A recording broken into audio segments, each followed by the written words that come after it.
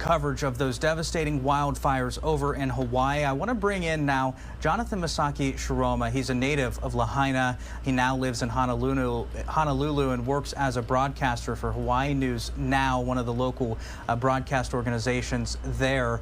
And I'm learning this morning, Jonathan, thanks so much for joining the show, that you've lost several family members who have died now in this fire. I'm so sorry about this. And you say perhaps one more person still missing?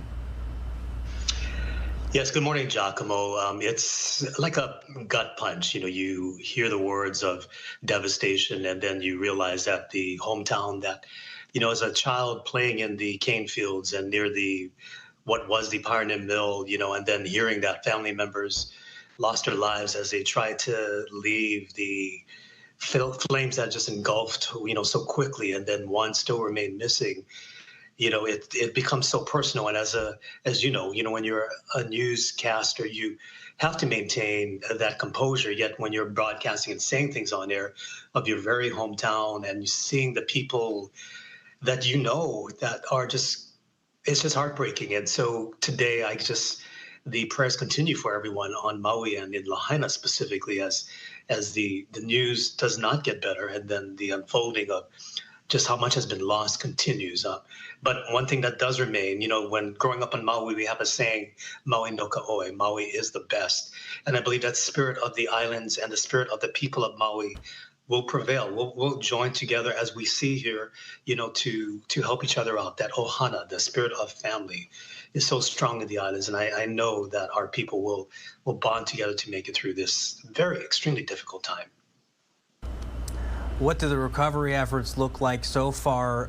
And especially, I know that you live on the island of Honolulu right now, but of course, or you live in Honolulu right now, I'm saying, but of course, I do know that a number of people from all over the islands are now sending much aid to Maui. There's a lot of people now leaving to go to other islands. It's just a lot of moving parts. And meanwhile, family members still remain missing. Like you said, you have at least one cousin still that's not been accounted for. I know so many other families there have the same.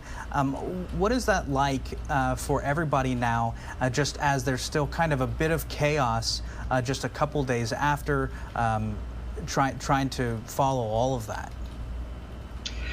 It's such a difficult place, as you know, Giacomo, when I've been on those wildfire coverages in California and seeing the devastation that occurs and cities burned to the ground.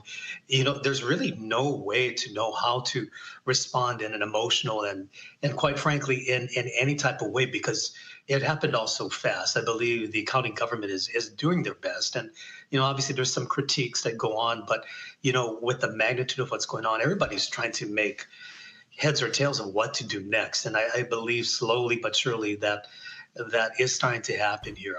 And it's just beyond, I guess, the scope of what we can sometimes fathom of dealing with things. And I guess the best way to describe it is trying to hold together what we can and hold on to each other as best as we can in the midst of all this, because it's going to be a while before Maui or Lahaina specifically, and even parts of Kula, where I grew up in as a child as well, it's just devastating. And I think that people are doing their best to make what they can, make it by. And it's going to be a day-by-day process, Giacomo. Absolutely, and I know your experience with that. Something I really want to bring up here. We first met, years ago when you were working as a lieutenant colonel in the U.S. Army. We covered a number of major wildfires over in the West in California, including Paradise, where I remember being on the ground with you as you were showing me and providing some critical updates there on that emergency, just about the mass destruction. There was a search ongoing for months. We spent time embedded with the National Guard when they were searching for the bodies because there was just so many burned out homes. I mean, it took time. And that was also in a mainland area, although rural, but in an area where they could immediately bring in very quick supplies. This is a lot different, you know. Hawaii's very far off the coast. It's got quite a bit of infrastructure, but time is something that I know officials there continue to say is going to be a big driver in whatever that recovery process will be. As you explain and as you kind of look at some of the images that you have seen, share with me about what Lahaina meant to you, especially that historic town there in West Maui that so many people have just said was really the heart of not just the tourism, but of Maui itself, as well as a central gathering place for so many. Mm-hmm. You know, the people of Hawaii, no matter what ethnicity you are, have such a sense of ohana, you know. So, you know, growing up on Maui, and my grandparents have their roots in the very area that was destroyed. So when I look back as a child, you know, before you see all the big resorts that came in, it was a very simple plantation town. And I remember running in the backyard of my great grandparents' house. They had this huge mango tree. They had a fish pond, and the cousins, we would all get together. You know, as we look at these images, that's what I remember my Maui.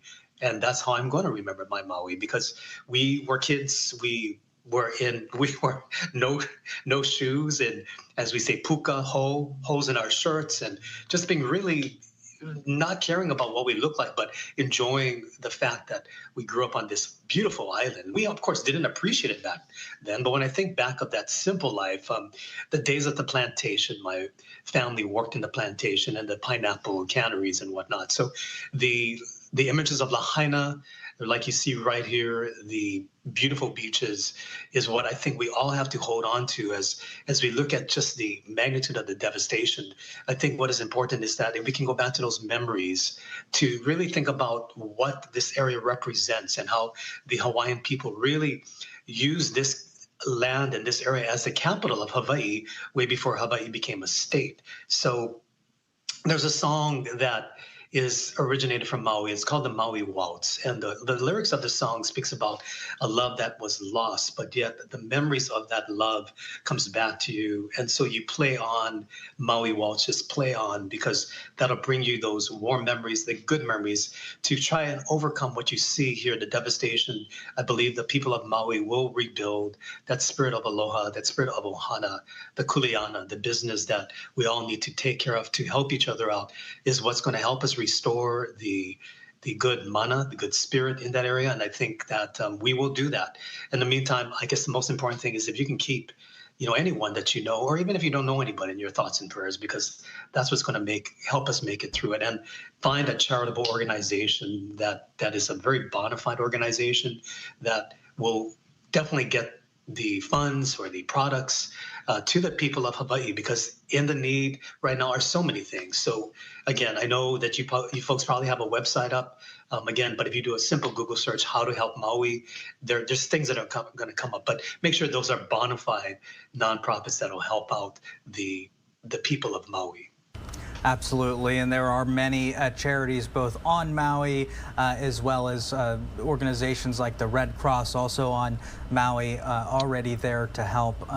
We also have links, I believe, on our website, LiveNOW from Fox, that will show you where exactly you can donate if you do want to help.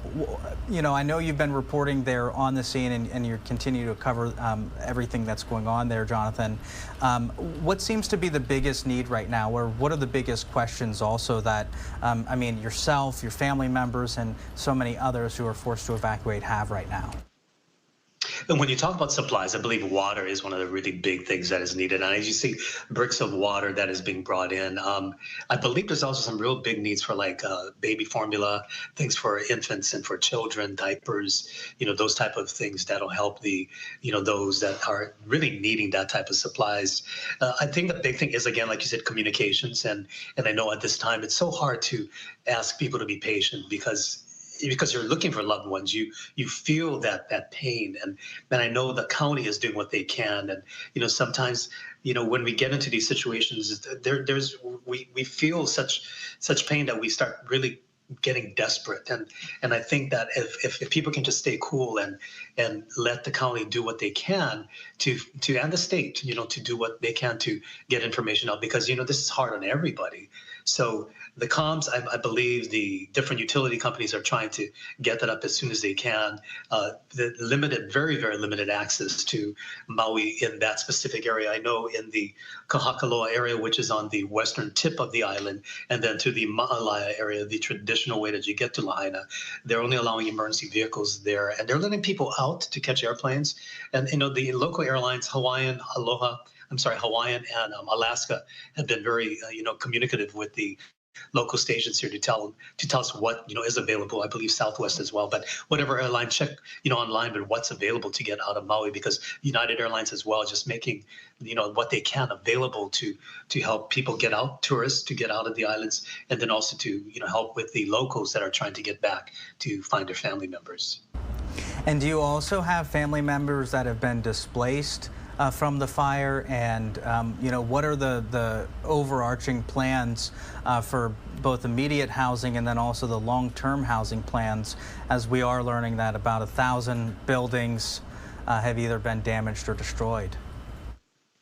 It's amazing that in Hawaii, even in the midst of just everyday life, there's always a sense of ohana. So you may not necessarily know someone very well, but if you see someone on the street that is hungry and you say, hey, brother, auntie, sister, uncle, come eat. I know that's going on over there. I know that the extension of that extended family, because family is so big in the island. So for what you're just saying, displaced family members, I know extended family members have offered their homes to bring other people in.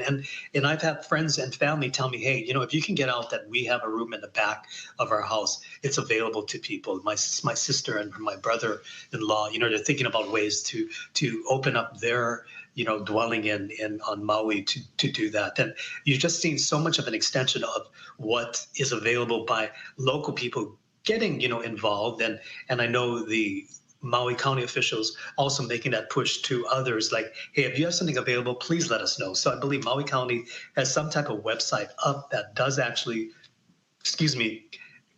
it'll give you information on what to do. And part of me, I'm actually had to leave Maui for some things that I had to take care of here in California. So I'm trying to keep tabs of what's going on in Maui, as well as the different events that I have to try to still attend because of my commitments, that I made. But, there's a lot of fluid information that are coming out. I know Fox, you folks have that, as well as, my network, Hawaii News Now. If you just go to those websites, it'll give you the best information, Giacomo. Jonathan Masaki Shiroma there, a Lahaina native who also lives now in Honolulu, working for Hawaii News Now, breaking down partly his tragic story, very emotional there. I'm so sorry for the loss of your family members and so much that has been lost there in Maui. We appreciate you joining the show, Jonathan. Thanks so much. Giacomo, I just want to say one last thing. In Hawaii, we traditionally say, ahui ho e malama pono. Until we meet again, take care. Thank you, Jonathan.